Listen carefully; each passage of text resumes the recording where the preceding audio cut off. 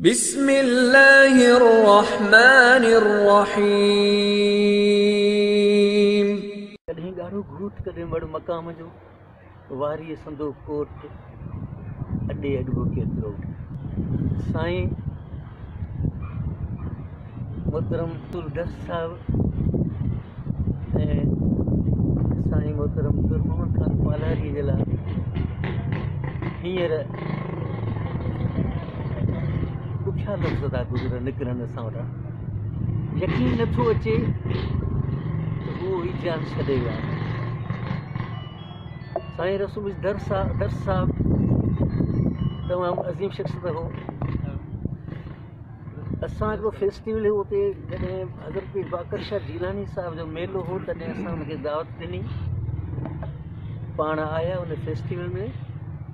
ऐं ॿियो बि असांजो अज़ीम उहो बि हींअर ही दुनिया छॾे वियो आहे, वॾो नालो साईं कलंदर लचारी साहिब।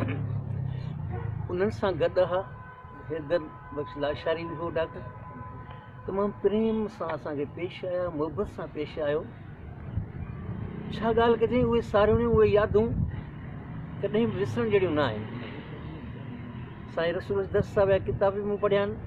ताज़ो बि किताब हिकिड़ो हींअर मूंखे मिलियो हो तोहफ़े में। छा त हुन लिखियो आहे हक़ ऐं सच जी वाट।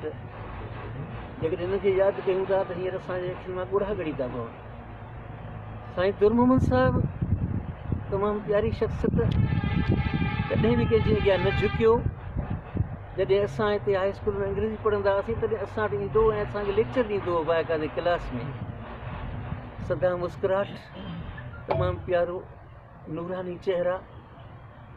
ॾाढो ॾुख थो थिए अॼु उहे असांजे विच में मौजूदु न आहिनि, मगर उन्हनि खे यादुनि जे सहारे सां असां हमेशह ज़िंदह रखी सघूं था। हू असांखे सदा यादि रहंदा। इहे विसारण जहिड़ियूं शख़्सियतूं आहिनि ई कोन। जॾहिं सरीअ में वेंदा हुआसीं तॾहिं बि छॾींदो कोन हो, कंहिं मोछाई ते किथे वियासीं कंहिं पर में त ॿुधाईंदो हो बाबा अचो हिते। पोइ उते वेही कचरियूं कंदा हुआसीं।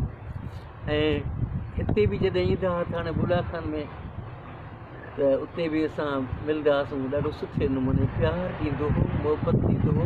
अहिड़ा माण्हू विरले खे पैदा थींदा आहिनि। वाह, असां सिर्फ़ु यादुनि जे सहारे सां उन्हनि खे ज़िंदह रखी सघूं था। अॼु पिणु अखड़ियुनि सॼण पंहिंजा सारिया दिलनि तां ॻोड़नि जूं बूंदूं बसि ना कनि, संदी सिक सुपिरियनि लोक ॾिठे मल हे। उनजी सदाई सिक असांजे दिलि में रहंदी।